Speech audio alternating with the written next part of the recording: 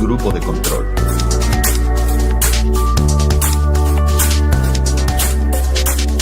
Con Bea Talegón y Carlos Sánchez.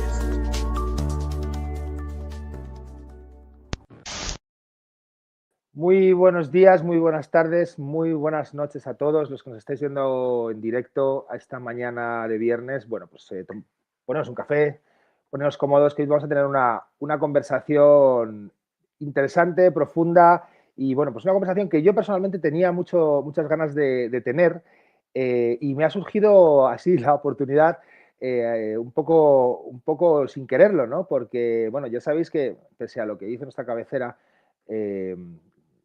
teóricamente este programa lo presentamos Bea Talegón y yo, pero bueno, por cuestiones de pues conciliación familiar y demás, ya sabéis que esto es una tele muy familiar y bueno, pues aquí se concilia a tope. Pues generalmente al final los grupos de control los suelo hacer yo solo, las entrevistas, y sin embargo hoy tengo la suertaza de tener a Bea conmigo porque básicamente porque le he usurpado la entrevista. Esta era su entrevista, pero yo tenía tantas ganas de charlar también con nuestro invitado que me he colado aquí y no solo eso, sino que incluso le he puesto la cabecera y todo. O sea, fijaos hasta qué punto llega mi osadía, ¿no? Así que nada, vamos a presentar primero a Bea, que ya va a presentar a nuestro invitado de hoy. Bea, qué alegría tenerte aquí.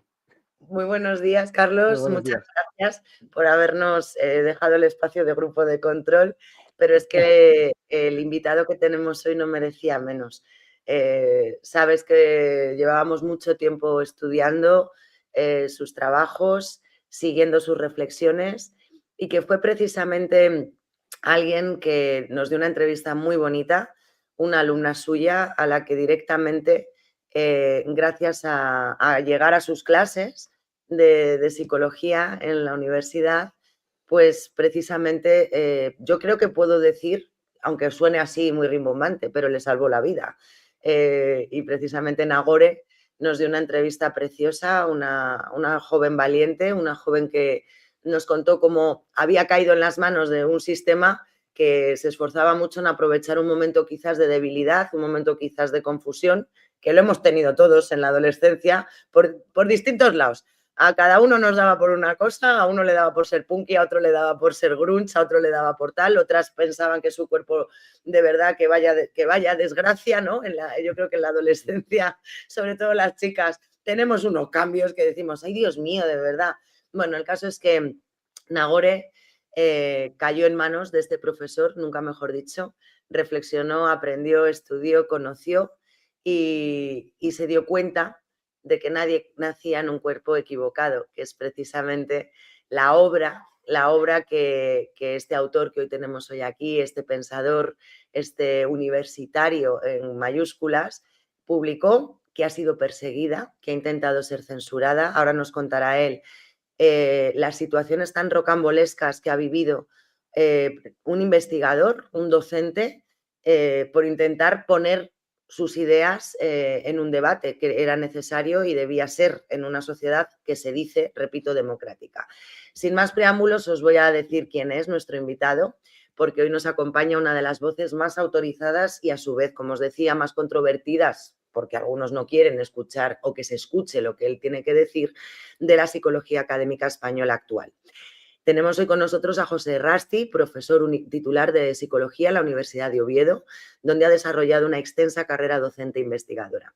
Aunque su trayectoria académica es muy amplia, en los últimos años su nombre ha saltado a primera línea del debate público tras la publicación de este ensayo que os decía, Nadie nace en un cuerpo equivocado, coescrito junto al catedrático Marino Pérez. En esta obra, que se ha convertido en un fenómeno editorial, Errasti desafía los dogmas de la teoría queer y alerta sobre lo que él denomina el espejismo de la identidad de género, poniendo el foco especialmente en la medicalización de la infancia y la adolescencia. Acusado por unos de transfobo y reivindicado por otros como un defensor del sentido común y de la evidencia científica frente a la ideología, José Errasti viene a hablarnos hoy no de identidades sentidas, sino de realidades materiales, de psicología evolutiva y de los peligros de convertir el malestar social en un problema médico. Así que no puedo decir más que bienvenido, profesor Errasti. Un placer estar con vosotros y muy agradecido por la presentación, Bea, que acabas de hacer de mí, que siempre me siento un poco abrumado ante estas presentaciones. Bueno, estamos aquí, yo entiendo que forma parte de mi trabajo universitario, yo trabajo para la universidad pública y entiendo que, bueno, que estoy al servicio de los asuntos que sean socialmente relevantes. Bueno, pues si puedo echar una mano, poner un grano de arena, pues lo hago encantado en los temas de los que llevo trabajando 30 años o que son mi especialidad docente, ¿no? Y universitaria. Bueno, si me permitís un pequeño inciso sobre tanto la obra como la entrevista que le hiciste a Nagore. Esa entrevista también fue muy importante porque justo ocurría en el momento del pico, ¿no? Digamos, de la aceptación social del credo queer, que al final no deja de ser una creencia. Y realmente es muy complicado cuando José escribió este libro y lo presentó, aquello fue muy, muy problemático, ¿no? Porque, claro, realmente se contaba con eso que llama el consenso, ¿no? El consenso alrededor de una determinada idea y romper ese consenso percibido, porque no es un consenso real, ¿no? De fondo. Y la entrevista también tuvo, yo creo, un efecto muy, muy similar. ¿Cómo fue tu sensación, el recorrido de la presentación de tu libro desde el momento en el que es totalmente rechazado prácticamente al principio de plano hasta el momento que va encontrando ese acomodo en el debate público? Sí, bueno, la verdad es que tanto Marino Pérez, mi director de tesis, digamos, el que ha sido mi maestro en el ámbito universitario como yo, sabíamos que el libro iba a ser muy polémico, pero la polémica fue más pública o más llamativa que lo que verdaderamente estaba ocurriendo. Nosotros recibíamos y seguimos recibiendo, un poco en menor cantidad, una enorme cantidad de apoyos, una enorme cantidad de emails felicitándonos, de colegas, de compañeros, de profesores de instituto, etc. Sí es cierto que a la opinión pública pues aparecieron muchísimas voces muy críticas que intentaron censurar el libro en algún caso sin conseguirlo. O sea, tal censura no se produjo, ¿verdad? Salvo momentos muy puntuales que podemos citar, pero vamos, ocasiones, eventos muy particulares que no empañaron, por el contrario, la difusión del libro. Al revés, yo creo que la promovieron, yo creo que la potenciaron, como siempre, con estos... Famoso efecto Streisand, ¿no? Exactamente, ¿no? Con el efecto Streisand, que intentando censurar lo que consigues es promover todavía más el libro, ¿no? Y bueno, sabíamos que iba a ser muy, muy polémico, ¿no? Si no nos hubiéramos metido en el tema. O sea, si el tema no fuera a ser polémico, si hubiera un cierto consenso y el sentido común imperase, pues no nos hubiéramos metido en el tema. Pero se estaban diciendo tantas barbaridades y tan mal enfocadas respecto de lo que es el sexo, la identidad sexual, el género, los estereotipos sexuales, etcétera, que bueno, tanto Marino como yo entendimos que había que salir a la opinión pública y dar la batalla, que se fuera, ¿no? Se ganara o se perdiera, eso es irrelevante. Profesor, precisamente el título es una declaración de intenciones. Lo vuelvo a repetir por si todavía no lo tenéis. Yo creo que las Navidades es un buen momento para que os pidáis de regalo a los Reyes Magos y a Papá Noel que os regalen esta joya. Nadie nace en un cuerpo equivocado. Sin embargo, gran parte de la legislación actual y el discurso mediático se basan precisamente en la idea contraria, que la identidad interna es la verdad última y el cuerpo un mero accidente corregible. Quiero preguntarle, profesor, desde la psicología clínica, ¿qué consecuencias tiene estar bombardeando a través de los mensajes que le llegan a nuestros adolescentes? ¿Qué consecuencias tiene decirle a un adolescente que su malestar no se debe a conflictos evolutivos o sociales, sino a un error biológico de nacimiento? Claro, supone desenfocar completamente la causa de su malestar. Es cierto que han aparecido en las últimas décadas, sobre todo en la adolescencia, un tipo particular de malestares que no son tampoco en su significado, no son muy diferentes de otros malestares vinculados a la adolescencia que ha habido siempre, pero que ahora se canalizan a través de un discurso que, como tú dices, Bea, ¿no? Pues pretende decir que quizá la persona no sea del sexo que toda la vida creyó ser, quizá la persona pertenezca a un grupo de personas muy especiales, muy diferentes, en donde ha ocurrido una desconexión entre lo que verdaderamente son y su cuerpo, como si su cuerpo fuera trivial, ¿verdad? O como si hubiera un alma que es verdaderamente la esencia del individuo que pueda coincidir o no con el cuerpo, etcétera, ¿no? Y difundir estas ideas, difundirlas incluso desde la primera infancia, como se está haciendo a través de talleres en los centros educativos, ¿no? Talleres, no sé, de formación afectivo-sexual, etcétera, o los medios de comunicación o las redes sociales, pues tiene consecuencias muy dañinas, porque en este caso no estamos hablando de una mera, no sé cómo decirlo, una mera tribu urbana por la que todos pudimos pasar en nuestra adolescencia, sino que estamos hablando ya de una ideología que ya involucra la medicación, la intervención farmacológica, la intervención médica, con frecuencia también la intervención quirúrgica sobre esta serie de personas que quedan ya comprometidas en cuanto se montan en el tren médico y comienzan a sufrir cambios en su cuerpo, con frecuencia irreversibles, ¿verdad? Pues quedan ya comprometidos vitalmente con una situación que de suyo probablemente en la adolescencia hubiera sido transitoria, pero que se cronifica justamente por este terrible mal enfoque desde el que se aborda, por estos errores conceptuales básicos y elementales desde los que se aborda y que su único apoyo es una supuesta altura moral, una supuesta vanguardia progresista ideológica, pero que de verdad es el disfraz del pensamiento más reaccionario, el disfraz del pensamiento más casposamente machista de toda la vida, ¿no? O sea, es la vuelta de los estereotipos sexuales contra los que combatimos toda la vida, pero ahora vuelven por la espalda y convertidos en el alma, en la esencia. No como algo que se aprende socialmente, sino que el individuo está dotado autodeterminadamente de él y que ha de manifestarse, ¿no? Como si fueran fenómenos naturales, por así decirlo. Así que las consecuencias son nefastas, son verdaderamente nefastas. Yo no era consciente de la gravedad de las consecuencias hasta que el libro no salió y comencé a recibir testimonios y peticiones de ayuda, emails de decenas, seguramente centenas de familias, ¿no? Inicialmente, tanto Marino como yo escribimos el libro desde un punto de vista académico. Efectivamente, Nadie nace en un cuerpo equivocado es un análisis psicológico, filosófico de la teoría queer, de las ideologías transactivistas, porque teóricamente son auténticas barbaridades, pero yo no era consciente, digo, de que esto se traduce después en un enorme sufrimiento para una enorme cantidad de personas a las que estas ideologías les desencarrila la vida, ¿no? Que después, bueno, podrá ser recuperable en mayor o menor medida, pero en algunos casos verdaderamente no. Y poco a poco mi activismo, entre comillas,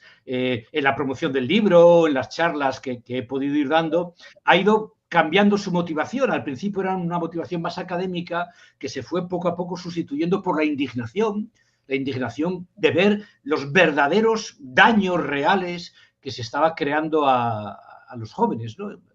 En su gran mayoría a las jóvenes, en su gran mayoría. Has abierto un montón de melones ahí. Sí. Yo voy a hacer un inciso en uno, si os parece, porque luego supongo que iremos profundizando más en la cuestión de fondo, ¿no? Más filosófica, todas estas ramificaciones que tiene de bueno, el pensamiento de Foucault, de Judith Butler y, bueno, todos estos planteamientos que hay algo muy profundo de fondo, pero sin embargo vemos que en este fenómeno de lo que han llamado la despatologización, ¿no? Bueno, pues algunos consideramos que realmente eso al final redunda en una desprotección, pero resulta paradójico que en un momento en el que se está patologizando prácticamente cualquier cosa cotidiana, desde la tristeza hasta, bueno, cualquier otra cuestión, ¿no? Y la gente está, bueno, pues en un momento, ya lo decía Joan Ramón Laporte en su libro Crónica de una sociedad intoxicada, ¿no?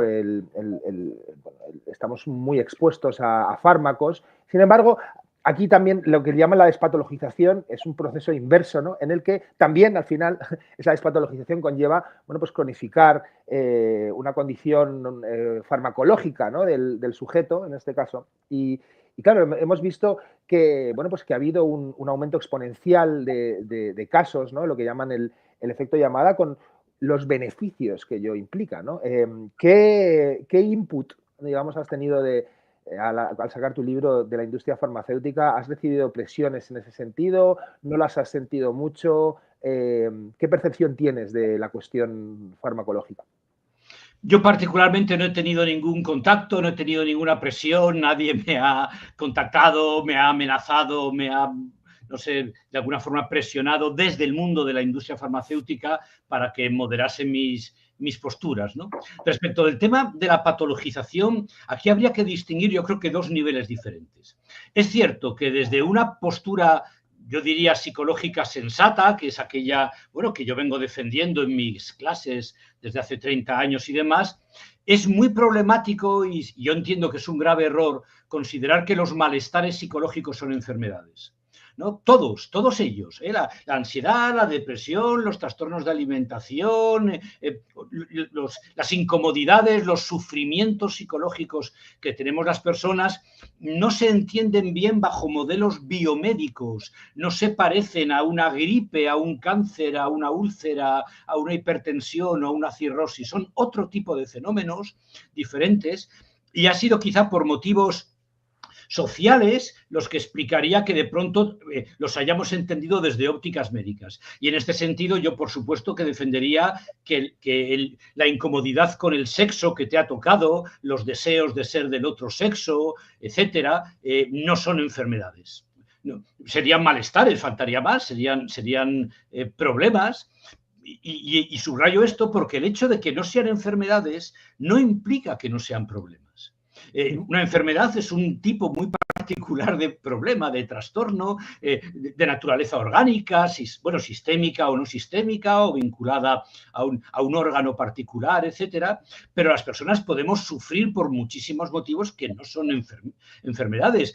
Y uno de ellos es las disforias, es decir, disforia significa estar desagusto, es lo contrario de euforia, ¿no? Pues podemos sufrir, cómo no, pues por muchos motivos. Mucha gente tiene disforia de edad, por ejemplo, muchísima gente, ¿no? Lleva fatal el envejecimiento, verdaderamente mal, ¿no? Y a nadie se le ocurriría que esas personas son enfermas o algo por el estilo. Y en este momento se está potenciando y promoviendo a través de las principales fuentes de influencia social, redes sociales, centros educativos, discursos oficiales, políticos, etcétera, se está promoviendo canalizar cualquier tipo de malestar propio de la adolescencia a través de la sospecha de que en verdad lo que está ocurriendo es que tú no eres del sexo que creías ser. Es que en verdad tú eres un chico y no lo sabías, siempre pensaste que eras una chica, pero en verdad eres un chico, o viceversa, o eres una chica y siempre pensabas, ¿verdad? Eres un chico y siempre pensabas que era una chica, las dos posibilidades, ¿no? Entonces, en ese sentido, yo sí defendería la despatologización, pero ello no implica que no sean personas que sufren, que tienen sufrimiento psíquico y que requieren algún tipo de atención psicológica, de atención, ¿verdad?, clínica, pero no en el sentido de una enfermedad, sino de intentar reducir el sufrimiento de formas sensatas y no cediendo a ideologías simplemente absurdas, que están al nivel del terraplanismo.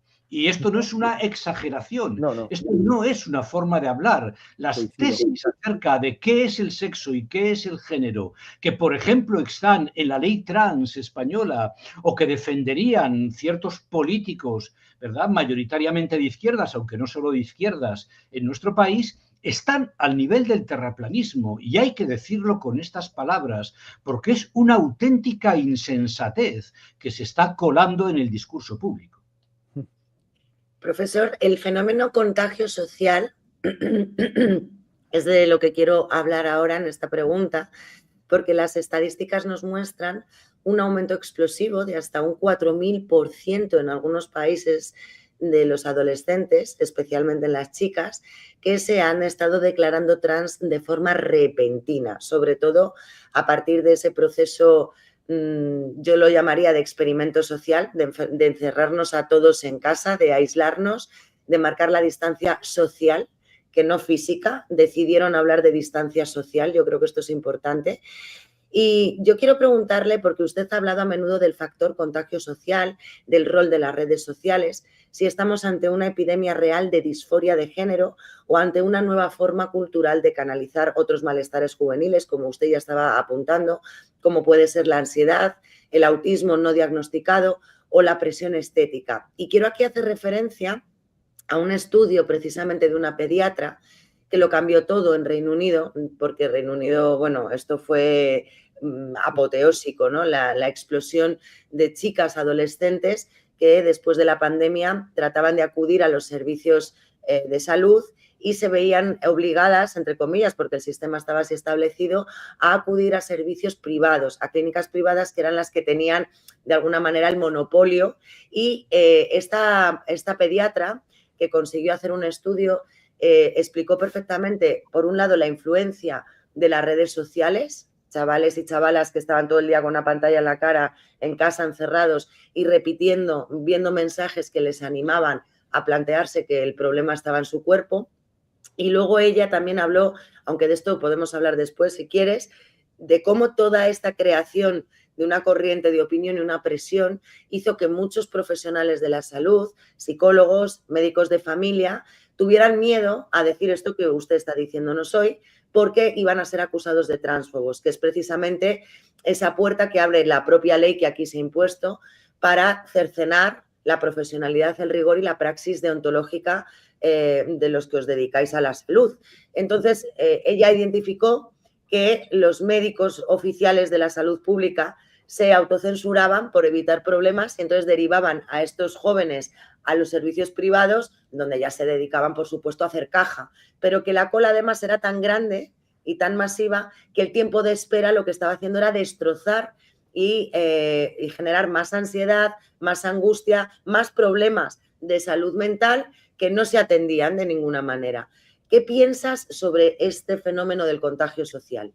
Sí, las cifras que tú comentabas son todavía mayores. Tú decías antes incluso del 4000%, diría que el 4000% en un plazo de 10 años, pues del 12 al 22 básicamente, son cifras bajas. En pocos países se han registrado cifras tan bajas porque lo habitual es oscilar alrededor del 7000%, 8000% y en algún país se ha llegado a incrementos del 10.000%.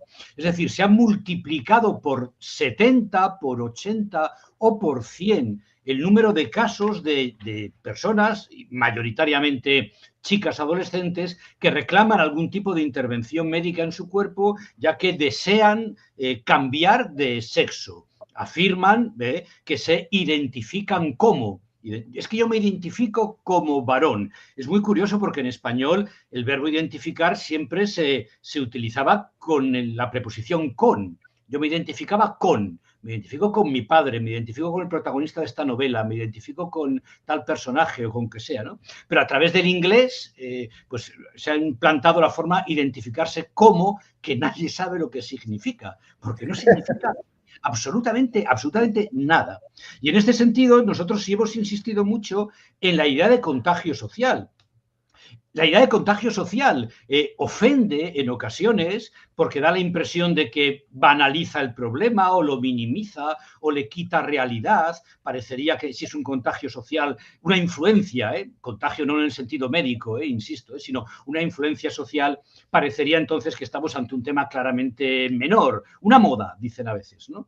Pero es que todo lo psicológico es social, todo lo psicológico es social. Es decir, es a través de la influencia social o el contagio social como aprendemos nuestros gustos, como aprendemos nuestras emociones, a amar de una forma, a amar de otra, cómo aprendemos los acentos con los que hablamos, cómo aprendemos la música que nos gusta, el deporte que nos gusta, qué tipo de amigos hacemos, cómo empleamos el ocio, cuál es nuestra ideología política, a quién votamos. ¿A quién votamos? Se aprende a través de la influencia social, con lo cual, sencillamente, al decir que estamos ante un problema cuya naturaleza básica es la influencia social, estamos simplemente colocándolo en el ámbito de la psicología, que es el ámbito que le es propio, el ámbito de las emociones, de los sentimientos y, como no, de los problemas de las emociones y los sentimientos, de los malestares de las emociones y los sentimientos, ¿no? Los chicos, las chicas, no han nacido en un cuerpo equivocado, sino que han nacido en una sociedad equivocada, con unos discursos equivocados, ¿verdad? Es ahí donde están insertos, están dentro, no de un cuerpo equivocado. El cuerpo no puede tener ningún error. No cabe que en el momento de la concepción se produzca un error y se forme XX cuando en verdad debería ser XY o cosas por el estilo. Pero sí están dentro de una sociedad equivocada, rabiosamente individualista, rabiosamente comercial, en donde se pretende entronizar la subjetividad y el deseo individual como si fuera la verdadera esencia de las personas, ¿no? Este deseo que en verdad se vende como que brota de los individuos naturalmente y por tanto no queda sino desplegar la alfombra roja y eliminar todo obstáculo para su manifestación, no ha brotado del individuo, el individuo lo ha aprendido de la sociedad. El espejismo al que nos referimos, y los espejismos se ven las cosas al revés, ¿verdad? No se refiere a que los hechos sean falsarios, sino a que la lógica con la que se está analizando es exactamente la contraria a la razonable. Las emociones, las identidades, etcétera, van de las sociedades a los individuos, no de los individuos a las sociedades. Van de fuera hacia adentro, no de dentro hacia afuera. Y estas personas que tienen estos problemas, como todos los demás, nos ocurre a todos nosotros, somos en buena medida el muñeco del ventrílocuo social. O sea, la sociedad es el ventrílocuo que nos mete la mano en la espalda y hace que digamos lo que quieran decir, por más que nos haga creer que ha brotado espontáneamente de nosotros, que nos hemos autodeterminado con grandes palabras, metafísica barata, términos que filosóficamente no se sostienen y que de estar vinculados a alguna ideología lo estarían a las ideologías más reaccionarias posibles, ¿verdad? Se venden ahora como supuestamente progresistas, ¿no? Recuerda aquella frase, se la atribuyen a Rousseau, yo no la he leído en Rousseau, no estoy seguro de que la haya dicho, pero aquello de que hay que dejar que los niños hagan siempre lo que quieran, porque ya nos ocuparemos nosotros de que quieran hacer lo que nos conviene. No sé. Es muy interesante porque precisamente estaba yo ahora acordándome del caso famoso de la clínica Tavistock en Inglaterra, que supongo que habréis seguido con gran interés. Y claro, quien conozca un poco la historia de Tavistock sabe precisamente que han sido expertos en colocar delante de los ojos opciones para los niños, para la gente, incluso con experimentos en situaciones bélicas, con la desinformación, etcétera. Es un centro de referencia en este sentido de control de masas.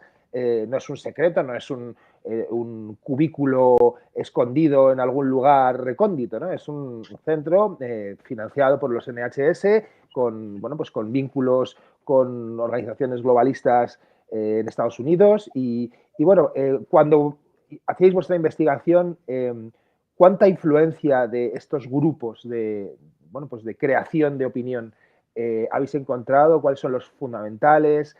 y bueno, bueno, haznos un poco el mapa Sí, de la situación. sí. A ver, nosotros somos poco conspiranoicos en el sentido de no creer que hay unos señores con unas gabardinas grises fumando puros en un sótano oscuro de un castillo de Austria decidiendo el destino de la humanidad. Porque no es necesario recurrir a eso para explicar lo que está pasando.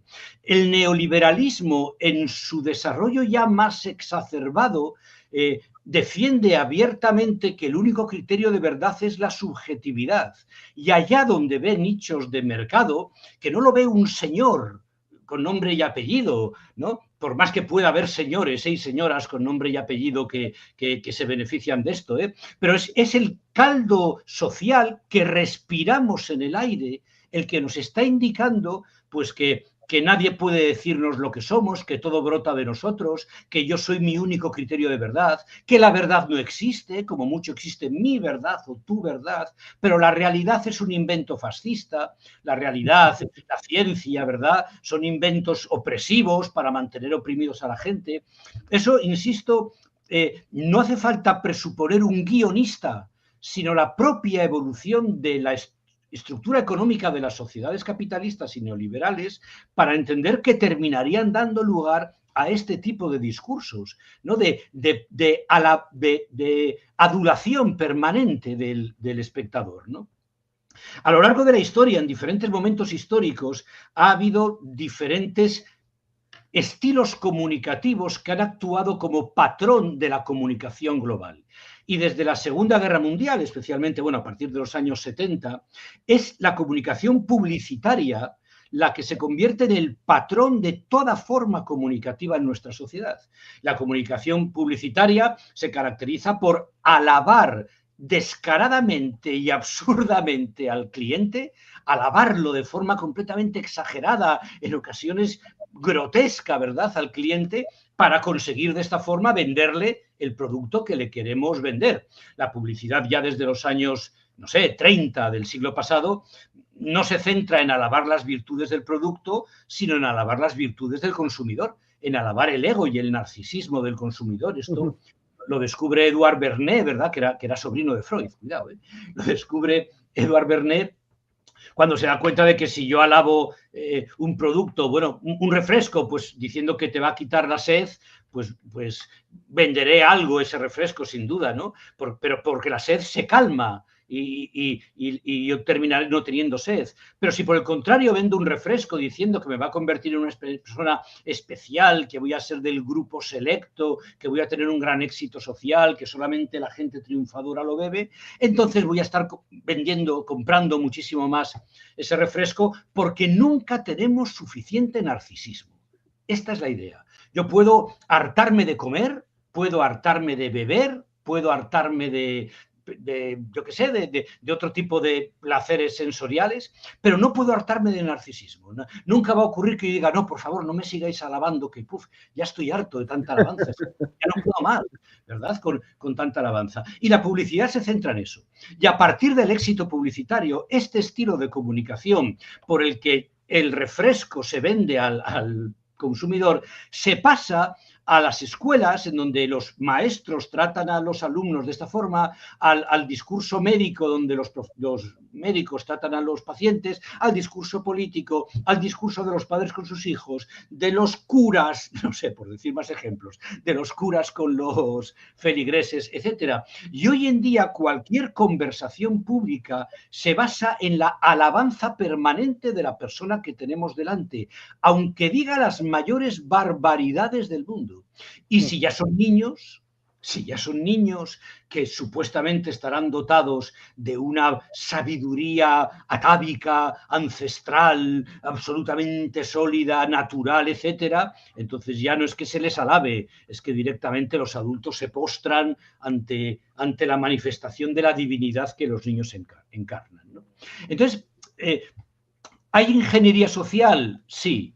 ¿Hay ingenieros sociales? Habrá, pero no son relevantes, porque la propia evolución del sistema económico da lugar a estas cosas sin necesidad de guionizarlas previamente. Esto no quita, por supuesto, para que las farmacéuticas estén inyectando cientos de millones de dólares para favorecer este discurso, porque el negocio que supone que pongamos, un 5 o un 8% de la población esté permanentemente medicado el resto de su vida, con hormonas, con bloqueadores de la pubertad, etcétera, hormonas cruzadas, etcétera, es un negocio que tiene ceros de aquí a Pernambuco. O sea, no han visto jamás un negocio semejante las farmacéuticas, ¿no?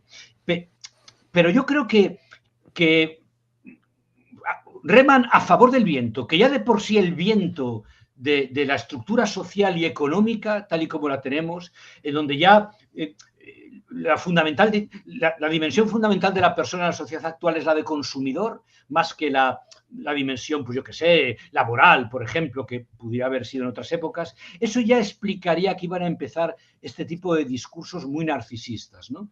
Y pocas cosas están tan a mano del narcisismo como el sexo. Pocas cosas, digamos, son tan próximas en cuanto enciendes la bombilla del narcisismo, el sexo acude a él, pues como los insectos acuden a las luces, ¿no? Y yo creo que ahí estaría en buena medida la explicación. Hay autoras, ¿no? Me viene en este momento la figura de Jennifer Bilek, que han hecho estudios muy detallados de los beneficios económicos que este tipo de ideologías generan y desde luego existen, sin ninguna duda. O sea, Jennifer Bilek defiende que el transactivismo es un negocio, es un puro negocio, sin más, que se ha disfrazado de movimiento de derechos humanos. Pero es un negocio y se explica exclusivamente por el tema del negocio, ¿no? Pues sí, pues sin duda alguna ese será un factor, ¿no? Pero no creo que sea el último motor, o al menos digamos que es un factor que ya de por sí se mueve sobre una ola de ideología social, de irracionalidad que estamos respirando en el aire, ¿no? Me enrollo muchísimo, pero una frase... No, pero es que es sumamente interesante. Aparte has hecho mención a Bernays. Bueno, antes de que Bea te pregunte, pero me ha gustado mucho el planteamiento que haces, precisamente por dar un ejemplo epitómico de esto que comentas, las famosas antorchas de la libertad, ¿no? Por las cuales, bueno, pues sacaron a unas señoras en público allá por 1920 y entonces eso lo vistieron de, bueno, pues la liberación de la mujer, ¿no? Cuando realmente lo que se buscaba era precisamente duplicar el mercado de Lucky Strike, ¿no? En aquel momento, y ese era el objeto, no liberar a la mujer de absolutamente nada. Bea. Sí, sí.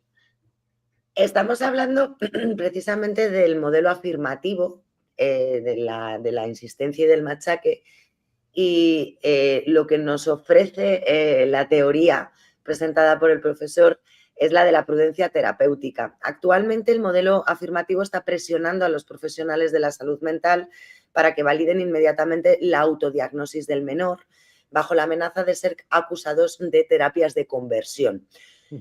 Profesor, tú defiendes la espera vigilante. ¿Qué le dirías a los padres que, aterrorizados por el mantra de mejor un hijo trans que una hija muerta, acceden a iniciar tratamientos hormonales irreversibles en sus hijos menores de edad? Casi nada lo que preguntas, Bea. Vamos a ver, bien, pregunta relevante y fundamental para esta historia. Vamos a ver, efectivamente, contra la terapia afirmativa es un protocolo que aparece en los años 90 de 4 pasos. Un primer paso de transición social únicamente de cambiar el nombre, la estética, ¿verdad?, del menor.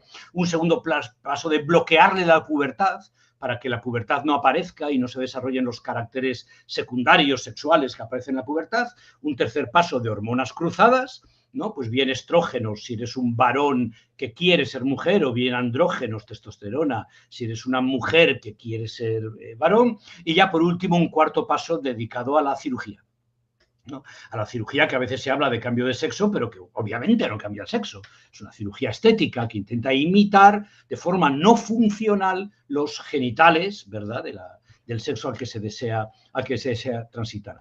Este tipo de terapia se propuso en los años 90 para un problema muy escaso, muy puntual, desconcertante, para el que no había otras formas de intervenir, que era lo que se llamaba transexualidad, que después se llamó incongruencia de género, disforia de género, etcétera, y que no tiene nada que ver más que en su apariencia formal, más que aparentemente con lo que ahora está ocurriendo con las adolescentes, con este boom del 7.000, del 8.000, del 10.000% que está ocurriendo ahora, y que solo se parece a esa transexualidad, vamos a decir, antigua o clásica, ¿no? Solo se parece en aspectos formales, triviales, ¿no? En psicología es muy importante distinguir la forma de la función de una conducta. O sea, dos conductas pueden ser formalmente idénticas, dos personas pueden estar diciendo me voy a suicidar, y a lo mejor una lo dice porque verdaderamente está completamente desbordada por problemas que le resultan irresolubles, etcétera, por muchos factores, tal, y otro lo puede decir pues porque no quiere que su pareja le abandone. O sea, la igualdad formal, que ambos tengan la misma conducta, no quiere decir que tengan el mismo problema. Y aquí nos hemos encontrado con que de pronto un grupo amplio de adolescentes comienzan a decir frases como que no me reconozco en mi sexo, yo quiero ser del sexo contrario, me identifico como el otro sexo, me siento del otro sexo, que se parecen únicamente formalmente a otro fenómeno muy antiguo y muy escaso conocido, que era la transexualidad. Y de una forma completamente irresponsable, a estos nuevos adolescentes se les metió en el tratamiento médico que se aplicaba, ¿verdad?, a los casos, a las personas que sufrían el problema clásico. Y eso es verdaderamente una imprudencia extraordinaria, que por supuesto está apoyada pues, por las farmacéuticas, por las industrias médicas, por todo el merchandising que hay alrededor de estas cuestiones. De tal forma que desde ideologías absurdas y que habría que combatirlas, porque habría que hablar claramente de los errores que cometen estas ideologías posmodernas, queer, etcétera, se plantea que todo lo que no sea afirmar el discurso del adolescente es terapia de conversión. La terapia de conversión fue una terapia espantosa que se aplicó en los años 60, 70, 80 del siglo pasado, que pretendía cambiar la orientación sexual de las personas. Obviamente, pues de homosexuales a heterosexuales. De tal forma que se aplicaban estimulación aversiva, fundamentalmente descargas eléctricas, ante las imágenes homosexuales, que después se interrumpía y la descarga eléctrica desaparecía cuando aparecían imágenes heterosexuales. Y de esta forma se intentaba recondicionar el deseo sexual de la persona homosexual para que sintiera aversión hacia las imágenes homosexuales y atracción, ¿verdad?, hacia las imágenes heterosexuales.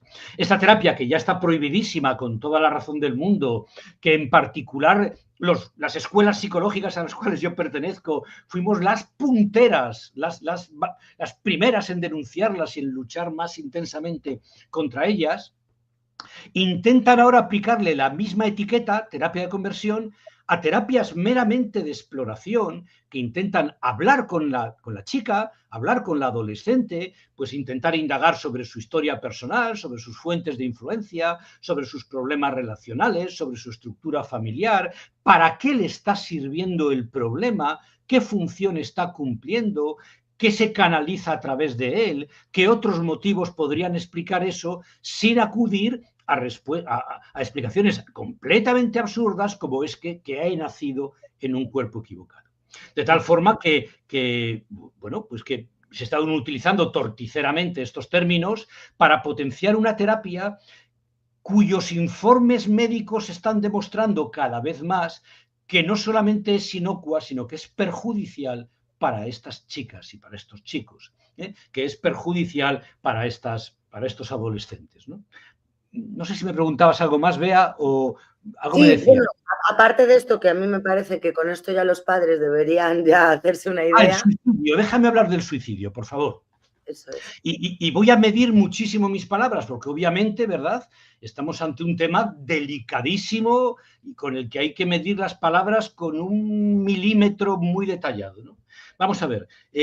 Las investigaciones demuestran que las personas, los adolescentes que tienen estos problemas de disforia de género, etcétera, tienen tasas de suicidio superiores a los adolescentes, vamos a decir, de un grupo de control. Bueno, normales no es nadie, ¿no? No hay nadie normal. Del grupo de referencia, del grupo de comparación, de un grupo que no tenga disforia de género. Eso es cierto, ¿de acuerdo?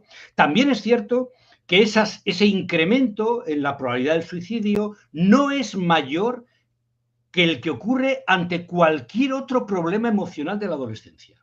¿De acuerdo? Los adolescentes con depresión, con ansiedad, con trastornos de la conducta alimentaria, con consumo de drogas, con trastornos relacionales de esto que se llama, no sé yo, a mí no me gusta el término, pero bueno, que se llama espectro autista y demás, todos ellos tienen semejantes incrementos en la tasa de suicidios. No hay nada específico de la disforia de género, sino que en general parece que es una característica inespecífica del sufrimiento psicológico en la adolescencia. Pues es razonable, ¿no? A nadie le puede extrañar esto. En tercer lugar, no está demostrado, incluso alguna investigación demuestra lo contrario, que el tratamiento afirmativo, que la hormonación, que las operaciones reduzcan este incremento en las tasas de suicidio. No está demostrado. Con lo cual, bueno, reconociendo el problema, todos abogaríamos por aplicar soluciones que tengan eficacia demostrada, ¿no? Y que darle la razón al adolescente en lo que está pidiendo no necesariamente mejora su bienestar psíquico, especialmente a medio y largo plazo. O sea, si tú le preguntas a corto plazo si se encuentra mejor, dirá que sí. Si el seguimiento va durando más en el tiempo y aplicas ya las evaluaciones a medio y largo plazo, pues seguramente nos encontraremos que no ha habido cambios finales. Incluso en alguna investigación ha habido empeoramientos de sus malestares psicológicos, de sus ansiedades, de sus depresiones, ¿verdad? De sus incomodidades y sus sufrimientos psicológicos. Y por otro lado, para terminar, y espero que nadie malinterprete mis palabras, las tasas siguen siendo bajísimas, las tasas de suicidio me refiero, siguen siendo bajísimas. Y esto es importante y también hay que decirlo. Y es un tema muy delicado porque basta un solo caso para que a todos se nos remueva el alma, faltaría más, ¿no? Pero cuando se dice, y me voy a inventar las cifras, pero son más o menos de este orden, ¿eh? Cuando se dice los adolescentes con disforia de género tienen 5 veces más posibilidades de suicidarse que el grupo de referencia, que el grupo de control, lo que se está diciendo es que en vez de haber un caso por cada 10.000, va a haber un caso por cada 2.000. ¿De acuerdo? Que no pretendo negar la importancia, no pretendo decir, son pocos, no importa, nos da igual que se mueran, ¿verdad? No digo eso en absoluto. Hay que trabajar por cada uno de los casos, hay que analizar individualmente cada uno de los casos. No podemos aplicar, como ahora se pretende, una terapia de talla única. No podemos adaptar todos los pies al mismo zapato, sino que habrá que hacer un zapato para cada pie. Y en la intervención psicológica, pues habrá que estudiar cada caso particular, que cada caso será diferente y ver qué es lo óptimo en cada caso. Y probablemente encontremos casos en donde lo óptimo sea la medicación. Y adelante con la medicación. O sea, probablemente encontremos casos de muy larga evolución en el tiempo que no experimentan mejoría a través de tratamientos psicológicos, que no encontramos el desencadenante, que no encontramos la función que está cumpliendo, etcétera, y que ante el sufrimiento continuado en el tiempo de la persona, una vez que sea mayor de edad, atención, una vez que sea mayor de edad, pues probablemente lo mejor que podemos hacer es optar por la opción farmacológica, pero siempre como última solución y no como primera. Y esta es la línea, esta línea de intervención prudente, psicológica, de evaluación global de cada uno de los casos, es por la que ya están apostando todos los países que ya han prohibido la terapia afirmativa. Países como el Reino Unido, a partir del escándalo de Tavistock, que comentabas antes, Carlos, ¿no? Países como el Reino Unido, pero también toda Escandinavia, Dinamarca, Suecia, Finlandia, Noruega, en buena medida Francia, en parte Bélgica, Irlanda, etcétera, ¿no? abogan por intervenciones prudentes y psicológicas y han prohibido el enfoque afirmativo en menores. En el caso de Finlandia, hasta los 25 años. No ya hasta los 18, sino hasta los 25 años. Yo tuve ocasión de formar parte del grupo de expertos que fuimos llamados para asesorar en la ley trans francesa. Fue muy curioso porque en España nos impidieron reunirnos con los políticos. Echenique dijo que éramos basura transfoba y en Francia, por el contrario, nos llamaron para que fuéramos allá al Senado francés a hacer un informe entre personas de opiniones diferentes, ¿no?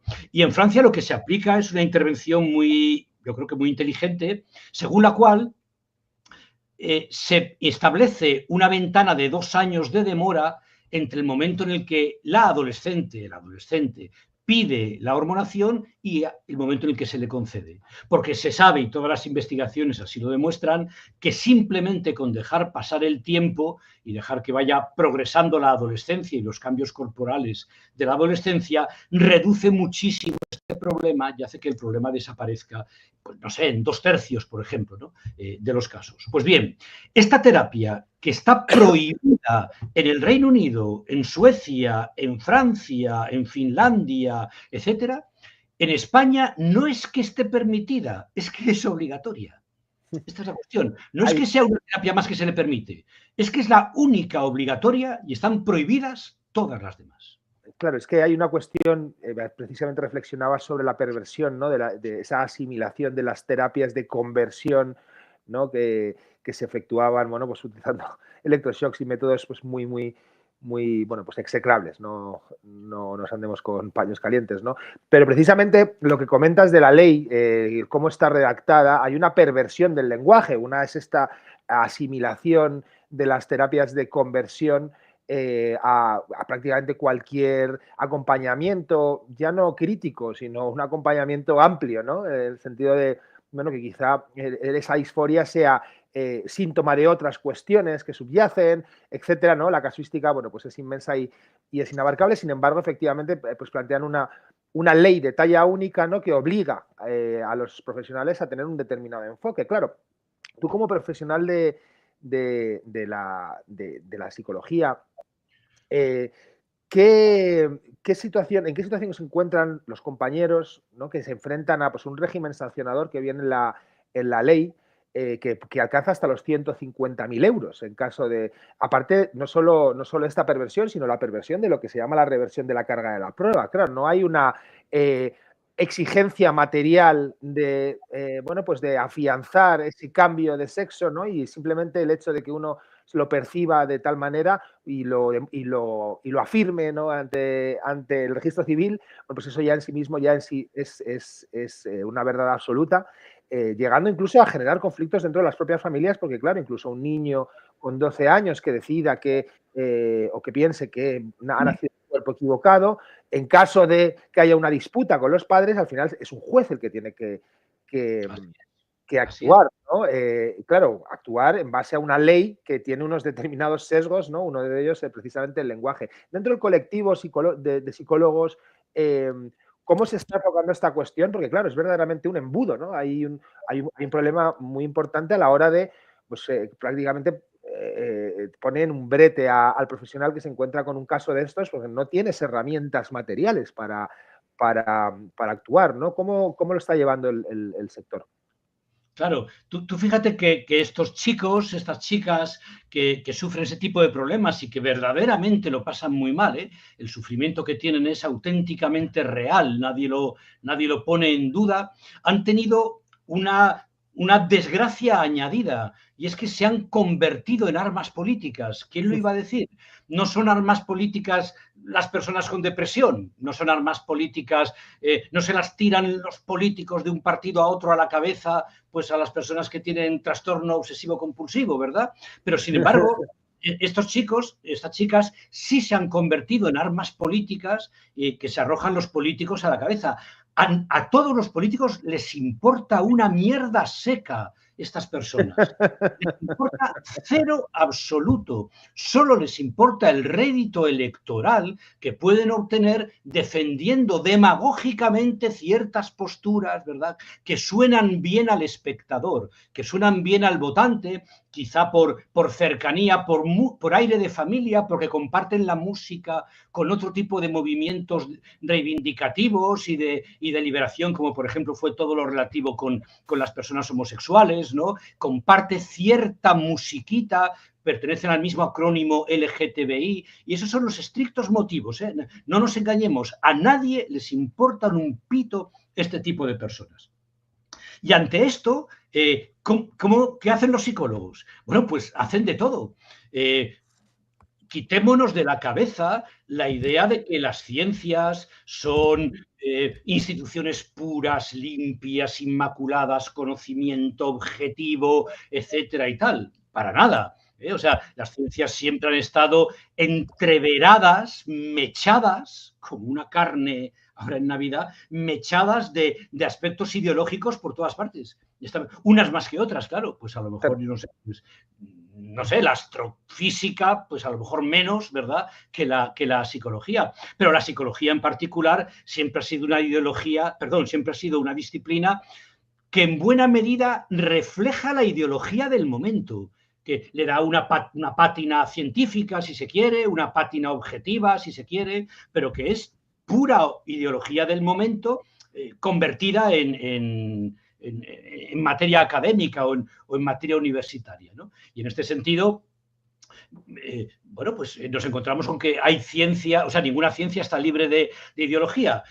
Hay algunas ideologías que están completamente libres de ciencia, eso también es verdad. Pero bueno, ninguna ciencia está libre de ideología. Y muchos psicólogos son los primeros defensores de estos errores porque les encanta la retórica demagógica, publicitaria, la adulación permanente, las grandes palabras metafísicas de ser uno mismo, de identidad, etcétera, que se utilizan sin el menor rigor. Otros psicólogos, por el contrario, son críticos y entonces intentan bordear como pueden la ley, faltaría más, intentan, bueno, rebelarse, etcétera, pero como tú dices, la amenaza es dura. Aquí hay que recordar el caso de la psicóloga andaluza Carola López Moya.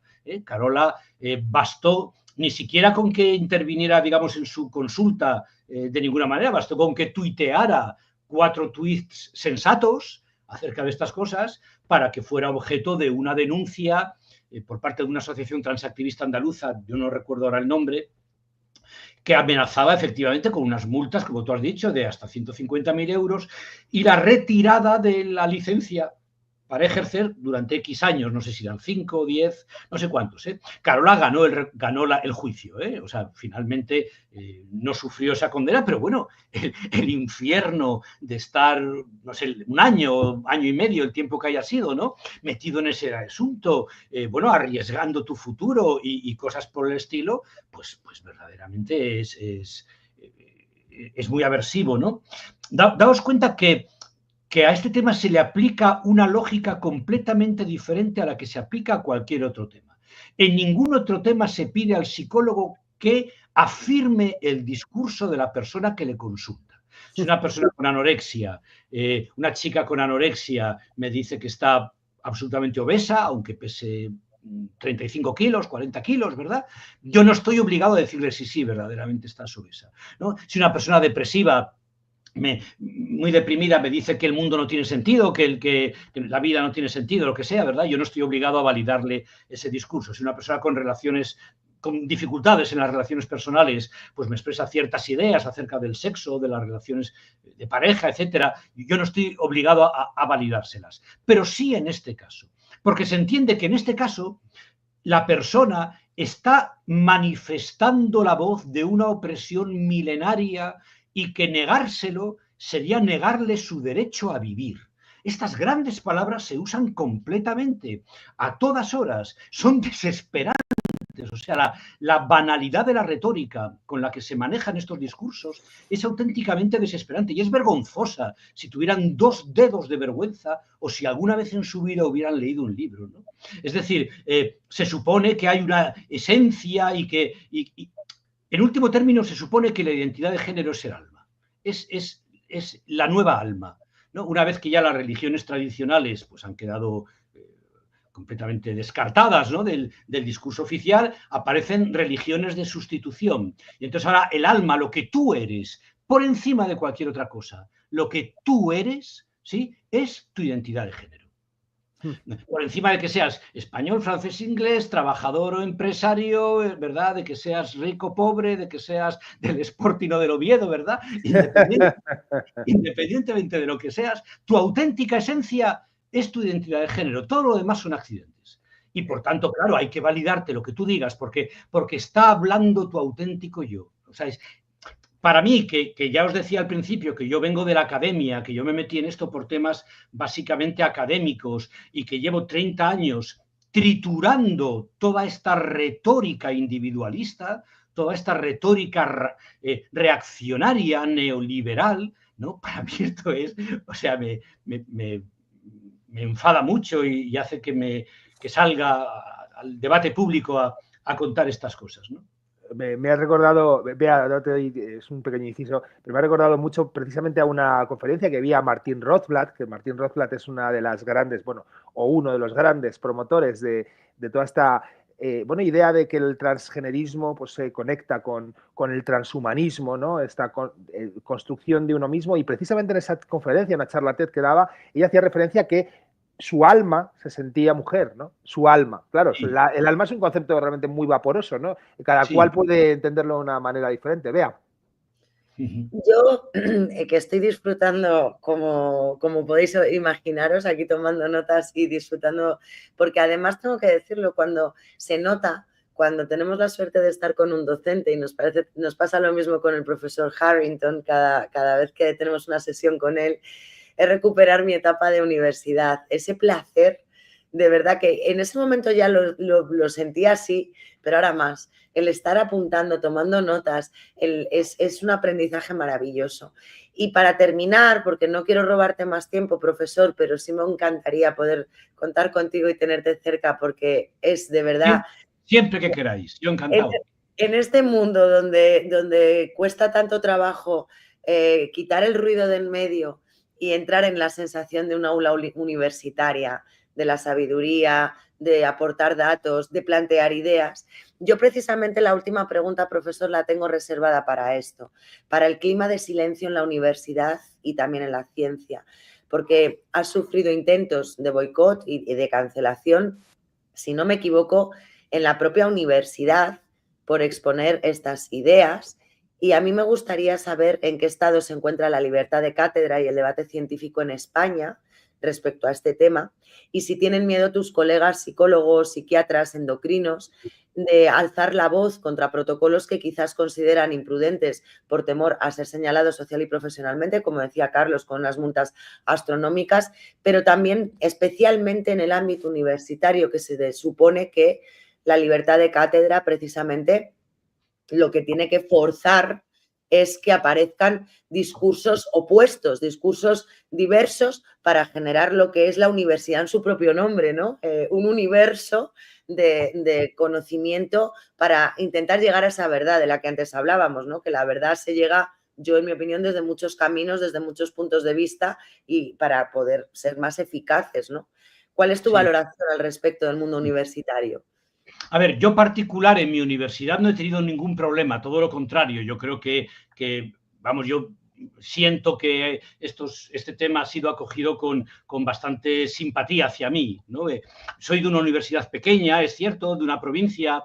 En cuanto pones cara a la gente y las conoces personalmente, dejas ya de deshumanizarlas como si ocurre en las redes sociales y decir, hay que matarlo.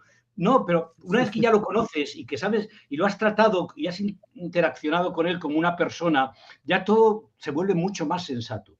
Pero sí es cierto que en otras universidades donde, por ejemplo, hemos ido a presentar el libro, ha habido episodios, algunos de ellos auténticamente vergonzosos, completamente impropios tanto de la universidad como de una sociedad democrática. Aquí, pues por citar, digamos, dos, fuimos invitados por el Departamento de Psicología de la Universidad de las Islas Baleares, pues fuimos, Marino y yo, los dos autores del libro, fuimos a dar una charla, a presentar el libro y a dar una conferencia acerca del tema en la Universidad de las Islas Baleares, allí, ¿no? Y un par de días antes comenzó a circular un panfleto que nosotros interceptamos gracias a nuestra red de espías y maleantes como Sherlock Holmes, ¿verdad? Un panfleto donde un grupo planeaba detalladamente cómo iban a reventar el acto, quién iba a llevar las bubucelas, quién tiraría los micrófonos al suelo, quién haría no sé qué, quién... Sí, ese nivel de detalle. Sí. María, me invento los nombres, María entrará como si fuera un asistente más, llevando escondidas las bubucelas debajo de la gabardina y hará no sé qué. Jorge se sentará no sé qué y mirará los micrófonos donde están enchufados para... O sea, con ese nivel de detalle. Se lo pusimos en conocimiento del rector y el rector, bueno, adoptó la postura que más refleja la locura de la sociedad en la que vivimos, que fue ir a hablar con ellos para intentar convencerles de que no lo hagan, ¿no? Entonces, el rector envió a un vicerrector que fue a hablar con estos chicos, porque estos chicos incluso indicaban, nos veremos a las 11 de la mañana en tal sitio, ¿vale? El día de la charla. Entonces, a las 11 de la mañana en tal sitio se presentó el vicerrector. Y les dijo, oye, pero chicos, hombre, vosotros no entendéis que la universidad es el lugar del debate y de la libertad de ideas y podéis intervenir y podéis preguntar y podéis disentir, o faltaría más, en el turno de preguntas faltaría más. Y los chavales dijeron, no nos sale de los huevos, lo vamos a reventar. Y dijo el rector, bueno, pues yo ya hice todo lo que tenía que hacer. ¿Qué voy a hacer? Yo hice todo lo que... Yo ya he sido súper demócrata y racional y he intentado razonar, no me salió, suspendemos la conferencia. ¿No? O sea, no, ese es el estado, ese es el retrato perfecto de la sociedad actual, ¿no? Como no entraron en razón, suspendemos la conferencia y efectivamente la conferencia se suspendió. El rector habló con nosotros súper indignado, esto es una vergüenza que haya ocurrido, me avergüenzo de mi universidad. Ahora mismo vamos a sacar un comunicado completamente indignado denunciando que estas cosas no pueden ocurrir en la universidad y lo que se han hecho es intolerable. Pero luego el comunicado que sacaron decía que el acto se había suspendido porque no se podía garantizar la seguridad de los asistentes, no indicaba si era un terremoto o unas grietas que se habían descubierto en el techo de la sala, del salón de actos, no indicaba por qué, y también querían dejar claros que ellos no comparten las opiniones de los conferenciantes y que no son transfugos, ¿no? O sea, fue la excusatio non petita, ¿no? Y eso fue el comunicado que sacó, fue verdaderamente ridículo. Y luego también en la Complutense de Madrid, pues un grupo vandalizó, sacó el ejemplar del libro, los dos ejemplares del libro que hubiera en la biblioteca, lo vandalizó, le arrancó todas las páginas y empapelaron algunas partes de la facultad de... Ahora dudo si era política, sociología, no lo sé, allí en Somosaguas, en la Complutense. Sí, ese gran bastión de la libertad de expresión, ¿no? Somosaguas, ahora no se puede hablar de nada allí ya. Con las páginas arrancadas del libro compusieron un cartel y sobre ese cartel escribieron: profesores transfobos, tenéis un regalo debajo del coche, ¿no? ¿Qué dices? Tal cual, vamos, yo tengo las fotos, eso está documentadísimo, ¿no? A ver, yo no tengo amenazas. Eso es un delito de amenazas. Yo no tengo coche, entonces como no me pongan una bomba debajo de la bicicleta, va a ser difícil que me afecte, ¿no? Y el rector, Goyeche, se llamaba o se llama, ¿no? Es este que todavía estos días aparece a veces en las noticias, ¿no? Dijo que investigaría a ver quién ha sido, y porque esto era intolerable. Claro, investigar quién ha sido cuando el cartel estaba firmado por una asociación estudiantil que es financiada por el rectorado y que al año siguiente siguió siendo financiada por el rectorado sin ninguna consecuencia negativa de estas amenazas, es verdaderamente marciano, ¿no? Los compañeros en pequeño... O sea, cuando hablas con ellos de uno en uno, por los pasillos, te dan la razón, pero obviamente no se atreven ni locos a decirlo en público, porque a lo mejor 4 cuentas de Twitter te insultan, cosa que para ellos les parece, vamos, unas consecuencias que no están en condiciones de asumir. O sea, no me voy a meter yo en este tema, no vaya a ser que de pronto haya 10 cuentas en Twitter llamándome de todo y tal, ¿no? Dios mío, pero ¿cómo voy a hacer yo eso con lo que me podría pasar? Yo no sé esta gente si algún día vive una dictadura real, pues eso sí, la dictadura franquista que se vio, o si estuvieran en un régimen islámico así teocrático y demás, yo no sé cuál sería su comportamiento si verdaderamente les aterra una campaña en Twitter. ¿No? ¿Qué es? O sea, ¿qué es? Que cambien unos píxeles en la pantalla. Esto es todo lo que supone. Hombre, es un uso un poco dual, porque lo cierto es que lo que estás planteando sí que da un poco la idea de una sociedad bastante totalitaria en ese sentido, ¿no? Hay una presión sobre los psicólogos para que no puedan abrir el espectro de acompañamiento al paciente, no se puede presentar libros en Somos Aguas y le amenazan a quien osa hacerlo con ponerle bombas debajo del coche o lo que sea debajo del coche. Sí.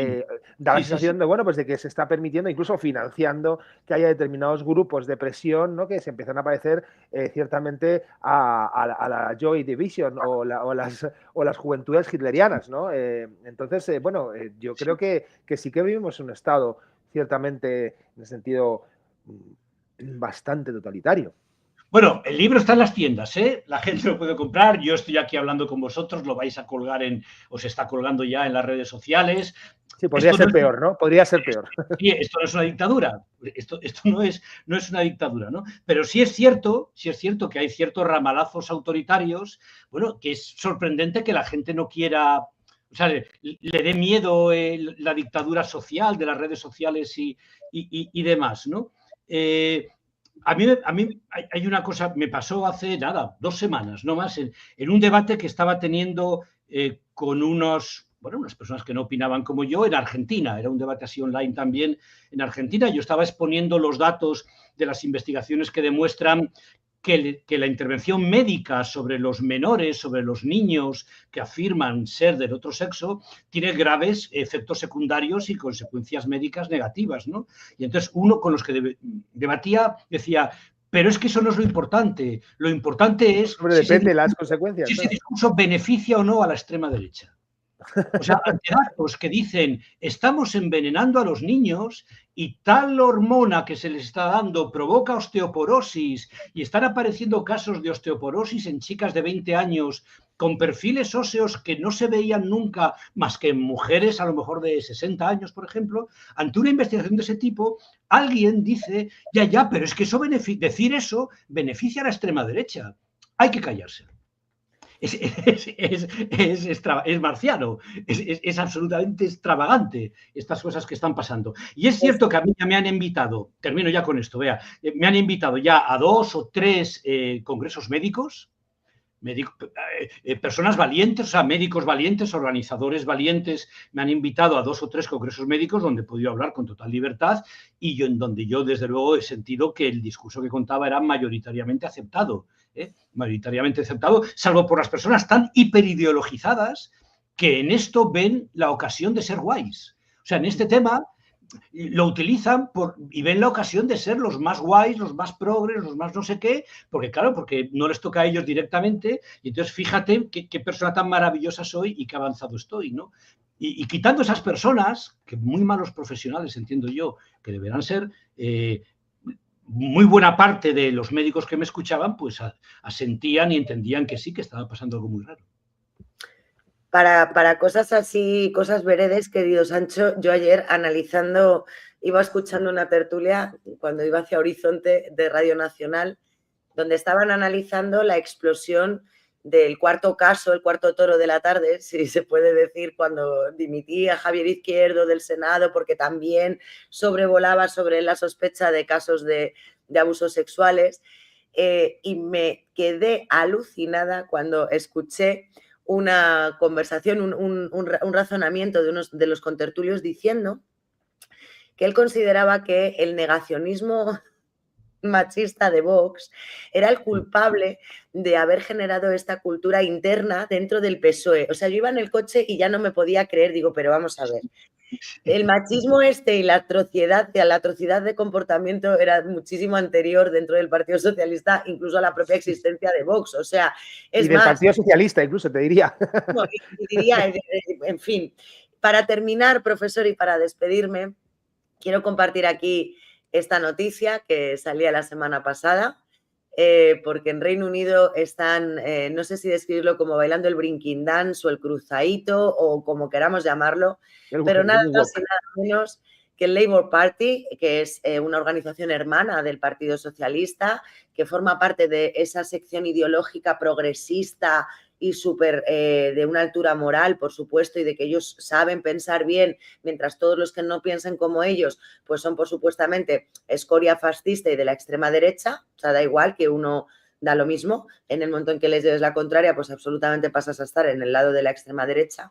Bueno, pues estos señores del Partido Laborista, nada más y nada menos, han declarado la prohibición de la entrada en lo que es la reunión de la sección femenina del Partido Laborista, que también el Partido Socialista tiene, el Partido Socialista de Mujeres, el PS Woman, por ejemplo, a nivel europeo, y las mujeres son convocadas antes de la celebración, por ejemplo, del Congreso a nivel nacional, tienen su reunión de la sección de mujeres. Bueno, pues el Partido Laborista ya ha establecido las normas, las personas trans las mujeres trans no podrán entrar físicamente ni participar de estas reuniones. Lo mismo se ha decidido también para la organización más grande de asociación de niñas, las guías, que son como los Boy Scouts, por así entendernos, que es súper popular en Reino Unido, tampoco van a poder acoger a niñas trans. Y el Instituto de la Mujer tampoco va a poder afiliar en su seno a mujeres trans. ¿Por qué? Bueno, pues con todo su pesar, algunos se lamentan y lloran así muy compungidos diciendo que no les queda más remedio que cumplir lo que determinó el Tribunal Supremo a comienzos de este año, donde dijo que la cuestión de ser mujer no era un sentimiento, sino era una cuestión biológica y de nacimiento que no se puede modificar y que precisamente las mujeres necesitamos tener espacios reconocidos para nosotras que tienen que respetarse y que no vale que alguien, porque se sienta mujer, irrumpa en ellos y ponga de alguna manera en peligro espacios de seguridad que hasta ahora pues habían sido efectivos. Con esto quiero poner la guinda y nuestra despedida, pero para los que nos estáis viendo, que sepáis que más allá de esta burbuja absurda, anacrónica y contraria a la razón que estamos viviendo en España, están pasando cosas ahí fuera que están girando los discursos absolutamente de una forma radical, 180 grados, donde dijeron digo, ahora dicen Diego, y ahora Keir Starmer está absolutamente convencido de que las mujeres pues somos las que hemos nacido como hembras de la especie humana, y hace 4 días decía otra cosa. Por lo tanto, muy probablemente en España, que siempre vamos tarde y mal, pues dentro de un futuro, espero que no muy lejano, la cordura y precisamente las teorías planteadas por el profesor Errasti pues ocupen el lugar merecido. Para nosotros, un lugar de honor aquí en nuestro trabajo diario. Perdóname, Bea, que diga una cosa, porque claro, que genera un problema, ¿no? Esto que está, porque se han creado unos derechos ex novo, y ya quiero hacer una pequeña reflexión, porque no se trata como de prohibir a la gente derechos que consideran que han adquirido y de repente quitárselos, ¿no? Esto genera un problema de primer orden, porque se ha generado una clase de individuos a los que se les supone unos derechos que se les van a despojar.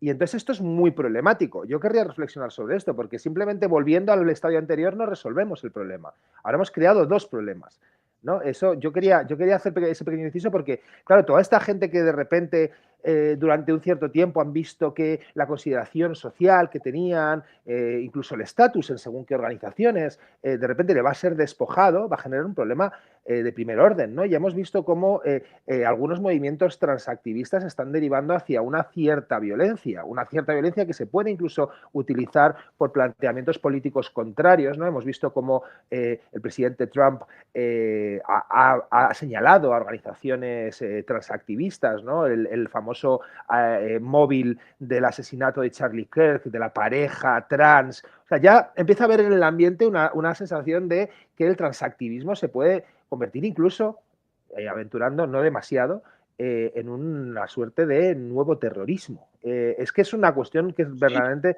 es muy problemática, sobre la que no cabría. A mí no me parece una buena noticia que se prohíba de repente a una gente que tenía acceso y que de repente ya no tiene acceso por este dislate jurídico que se ha creado. No me parece una buena noticia per se. Quiero decir que entendiendo el planteamiento que hace Bea, ¿no? Es volver a una racionalidad anterior, ¿no? Parece, pero sí es cierto que está generando, ahora tenemos dos problemas. Yo una cosa que sí quisiera así comentar, hombre, terrorismo a lo mejor son palabras mayores, desde luego es un movimiento agresivo, de eso no cabe ninguna duda y tenemos 1000 ejemplos, ¿verdad?, de su carácter agresivo. Daos cuenta de que es un movimiento irracionalista. Todo individualismo es un irracionalismo y todo irracionalismo es agresivo. Defienden posturas tan absurdas que la única posibilidad de éxito que tienen es la censura, porque saben que en cualquier debate lo pierden. O sea, en cualquier debate abierto quedan completamente triturados, con lo cual la única posibilidad de éxito que tienen, es decir, ustedes nos odian, no se les puede permitir debatir y ha de imponerse sin debate este tipo de teorías, porque sencillamente cualquiera que vaya en contra de ellas nos odia y hay que prohibirlo. Todo individualismo es irracionalismo y todo irracionalismo es agresividad y censura, que es la única posibilidad que tienen. Y ya por último, nada, 30 segundos, respecto del caso británico, de esto que acabas de comentar, Bea, de que efectivamente se ha impedido la entrada de las mujeres trans a algunas asociaciones y algunos congresos del Partido Laborista.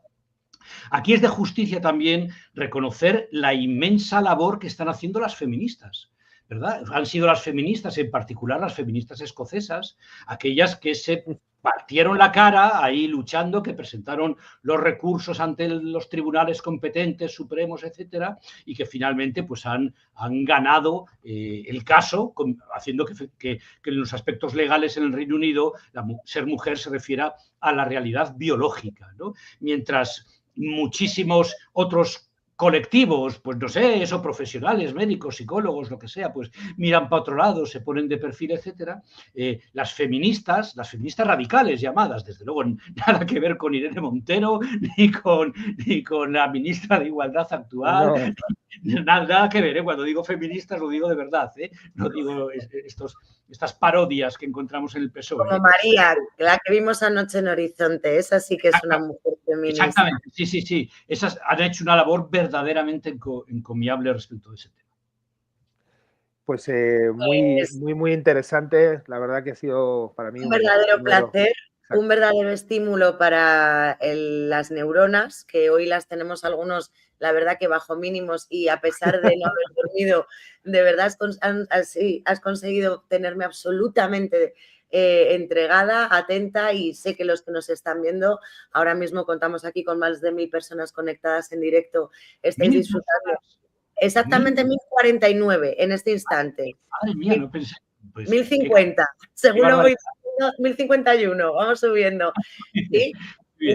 Sí. Creo que hoy hemos disfrutado de una clase magistral, has impartido docencia universitaria, nos has de verdad llenado de alegría, y lo digo sinceramente porque da tristeza ver la deriva y da tristeza ver sobre todo que no se puede ni siquiera opinar, ni siquiera pensar, que es complicado, y nos has dado una luz estupenda, motivos para pensar, motivos para aprender y motivos para los que seguir luchando.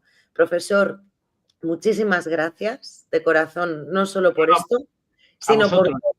Porque otros han tirado la toalla, otros han salido corriendo y se han escondido, y estoy segura de que cuando giren los vientos serán los que dirán que todo esto estaba muy claro, que todo esto ya se sabía, que ellos lo tenían clarísimo y que nunca dijeron nada porque era evidente que era claro, ¿no? Bueno, pues cuando ese momento llegue, tienes mi compromiso de que yo estaré ahí firmemente fiel para recordar quién sí estuvo de verdad. Un abrazo muy fuerte.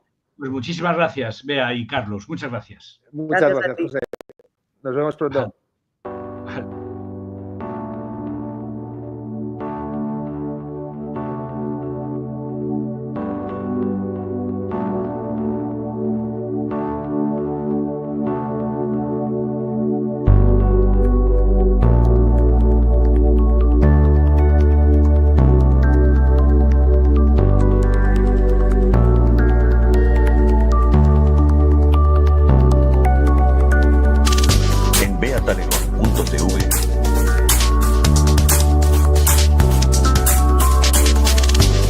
Grupo de control.